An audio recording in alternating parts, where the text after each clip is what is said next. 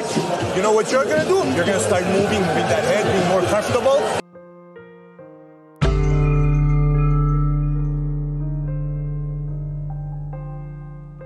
Hello. Triple G, throughout his career, has always been noted for two things: his demoralizingly durable chin and devastating power. And although those two things are integral to his game, it's, as the commentators highlighted via CompuBox numbers. More than 10 jabs per round. Nobody else in boxing has done that. CompuBox counts him as the most prolific jabber in boxing.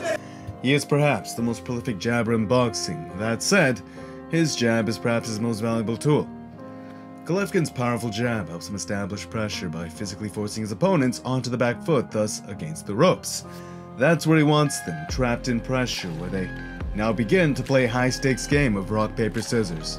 He shows them the telegraph from his huge unorthodox wind-up, elastic recoil, and you have to predict what kind of punch it will be, where it will be. This game is especially daunting considering his durability, because even if you do time yourself to beat him to the punch, will you be able to keep him off considering his chin? Or will he blast past it and smash you with a much more powerful haymaker, thus win the trade via virtue of that power? Golovkin, he thinks several moves ahead, figures out how you guard or react to his shots, then with weird angles, uses the telegraph to trick you into opening up. High pressure, methodical, and very intelligent despite getting clipped himself by virtue of his aggressive style. Let's take a closer glance at the crushing victory Golovkin earned versus Vanes. Golovkin was landing his jab and establishing pressure as he does, and as you can see, in doing so, he often needs a jab in return, but note, he appears to be the one stepping forward. His opponent exchanges jab for jab, but Vanes is the one moving onto the back foot. Just note the big telegraph from his backhand feint.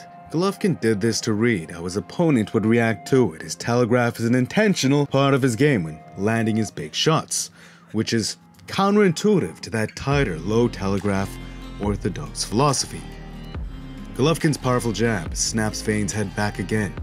Now you see, Golovkin has Vanes where he wants him, thus may now begin his real game.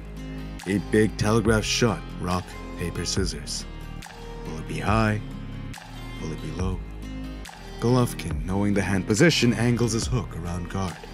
Vanes sees this and moves just out of distance. Again, he sees the big telegraph from the lead, thus this time is able to duck the haymaker. Here we see another technique Golovkin uses to establish pressure. Despite having a strong chin, Golovkin doesn't intentionally take trauma to the head. His opponents typically have to earn it, thus we see he likes to step in close at an uncomfortable infighting range, then, with head movement, avoid shots, or he obstructs his opponent's arms by moving against them. Golovkin does this to push his opponent's back further against the ropes, or, in this instance, Vanes was the one who tried to create some distance attempting to push Golovkin back, but he could not. Again, the high pressure Golovkin applies has Vanes back against the ropes. Elastic recoil. Will it be rock, paper, or scissors? Vanes guessed correctly. The shot comes up high. Overall, Vanes did very well in the first round, but during the second, everything changed. You're a little tight. You're a little tight. Loosen up. Just relax. Huh? Stop looking for one. Let's get into a groove going, okay? Little jab, little feint. You're not feinting it. Stop looking for one. Get a little groove going. Little jab, little feint. You're a little tight. Loosen up. Relax. The adjustments Golovkin's coach told him to make instantly had an impact on Vanes' sense for Golovkin's timing. Notice how he feints in between the jabs, and notice how he tightly inches closer with footwork in between those jabs and feints. He's making it very hard for Vanes to gauge the attack coming and the distance Golovkin is at as GGG sneaks in. The telegraph tricked Vanes in opening up his guard. He thought this time was going to be a body shot, but by the time he realized what actually happened, it was too late. Boom. This is brilliant, noting how Vanes has been firing a jab against his. Golovkin times it, slips to the outside of it. The telegraph baits a reaction, and Vanes reacts before he knows what the shot is.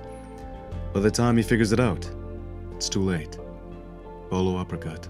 Near the ropes, Golovkin continues to play his game of rock, paper, scissors. The telegraph from elastic recoil. Look at Vanes' eyes. Vanes sees the windup and is forced to guess. Will the shot go up high or low? Opening up his guard once more, he successfully guessed correctly. He defends the body shot, but look at that. The anguish on his face. It truly looks like the man is playing a game of Russian roulette. Getting a sense for the way Golovkin tweaked his style of feints, he tries something a little different. Now, seeing the telegraph, he chose to counter the shot instead with a check hook. Unfortunately though, he reacted too late. Golovkin beat to the punch that was supposed to beat him to the punch. Boom. Veins is heavily concussed, and look at the composed way Golovkin sets up his next shot. Not rushing his haymakers, but jabbing the concussed veins until he feels the opening. When he does, it's terrifying. Could you imagine time freezing for a moment and all you can see is Golovkin's fist coming full force towards your face? His eyes shut from the impact. His hands fall. Boom. Boom. You can see the huge windup. Elastic recoil. The lights just go out. Golovkin is hands down one of my favorite fighters. He's unorthodox, high risk, and always thrilling to me for those same reasons. Now, the technique Ronda Rousey had would bother any boxing coach, but I don't know if I can blame Edmund for Veins' loss, because Veins actually did well in the first round. It's when Golovkin adjusted his style based on his coach's recommendation that Veins' timing was too off too many times. Who knows? Maybe there was someone who could have helped Veins survive for longer, but regardless, I think the outcome was pretty expected to that end. Thank you, Gennady Golovkin and Veins Martiro-san, for the privilege to watch. If you like more from me, please subscribe. It's definitely great for the channel. Smash the like button if you enjoyed. It's good karma. And until next time, peace.